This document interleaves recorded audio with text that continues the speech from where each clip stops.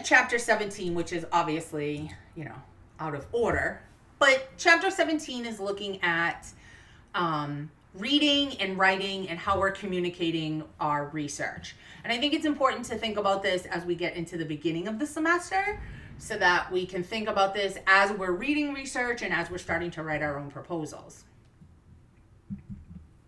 So first thing we have to do is think about what does the prior literature tell us, okay? So when you're writing something up, you want to tell us what do we already know, okay? And when we talk about literature, we mean like what's the research, what's the literature, what's the writing on a particular topic, okay? We also want to think about like what are the keywords we want to use here. So keywords are often attached to papers so that when people are searching for them, they can find papers that match what they're looking for. So keywords might be something like sexual assault, might be therapy, might be personality, okay?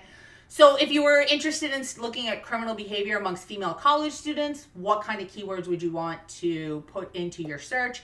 You probably want to put like crime, and you probably want to put like college and start there, okay? So when you're searching in the databases, you want to search in the abstracts, not the whole article, and then you want to start very broad, and then you can narrow that down. Okay, so we can search in our databases. That's kind of our best place to search. We can search the web, and I know that some of you are very adept at using Google Scholar. I am not. I find Google Scholar to be a little overwhelming, but if that's working for you, definitely keep using it. You can also do what's called the snowball search, right? So I often, once I have all my articles that I think I want, as I'm reading them, if they reference a study or something that sounds like it's relevant, I will go find that in the references and then go find that article too. Anything that has to do with your topic when we're doing research, you should be reading it, okay? Just because we don't have it in the databases doesn't mean you don't need it. There's some other ways to find that, but most importantly, the librarians can help you with that, and they're fantastic. Okay, so we've got some articles now we want to read. How do we go about this? First, we want to read the abstract. The abstract is going to be a very brief summary. It's going to tell you like what's their topic, should tell you what they're looking at, should tell you a little bit about the major findings, okay? If you read that and you're like, yeah, this looks on topic, this looks important for what I want to do, okay? Then you want to skim the article. Look at the heading sections, look at the tables, look at the graphs, right? We want to see, as we get more in depth into this, is it an appropriate article for what we're doing? Then you can read it in its entirety.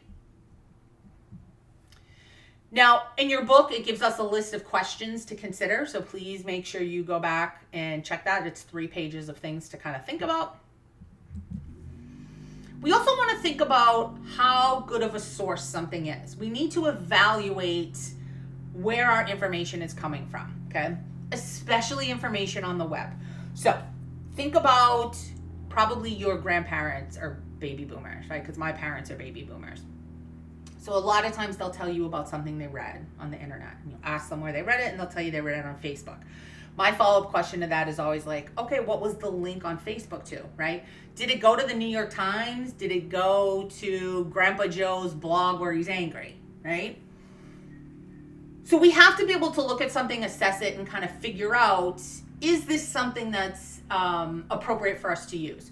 2 big issues. One is it could be really like poorly done, could be kind of sloppy, and does it have a bias? So things to think about. Who's the author of the website, right? Who does the website belong to? Do those people have an agenda? Are they advocating a particular point of view? Does it give accurate, complete references? Is the data up to date? Is it official data? Is it a university research site?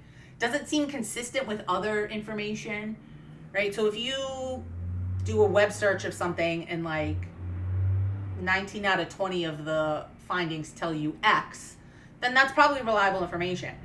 Whatever finding number 20 tells you, if it's the only one that finds it, it might not be reliable information. When you're writing up your paper, though, you're writing up your report, you're writing up your findings, right? You want to make sure that you're communicating this specific body of data and ideas clearly, okay? You want to provide enough detail for people to follow it, but you also want to think about how you're contributing to the body of knowledge, okay? You want people to read it and be interested and want to read more, but you don't want to write it, and you do want to write it that it sounds intelligent, but I'm sure you've all read a journal article before where you were like, yeah, we get it. You're super smart. I have no idea what you're telling me. Things to think about. Who's your audience, right? Are you writing for your professor? Are you writing for high school students? Are you writing for college students? Who are you writing for? Are you writing for politicians, right? Because that's going to change your tone. It's going to change how you convey information. We're going to look at some information that comes from the Youth Risk Behavior Survey, which if you already took stats, we've looked at this. And so this is published as an in-depth research report, but then it was also published on like in the New York Times or MSNBC. I don't remember which one. And the way it's written in the report versus the way it's written for like a general public is going to be different. You want to think about what's the form and length of your report. Are you writing a dissertation? Are you writing a thesis? Are you writing a grant report? And what's the aim or the goal of it? You want to make sure you organize it well too, right? So you want to start off with like, what's the purpose of this research? You want to then tell us like, what do we already know and what do we not know? Then you want to tell me about your study's design and how you're going to execute it. And then you want to tell me your analysis, and then you want to summarize that. When you report your analyses, you want to be as thorough about your data as you possibly can, but you don't want it to be cluttered. You also should report it in a way where somebody can check your math, okay? You shouldn't be so cagey about what you did that someone can't be like, I wonder if I could get the same results.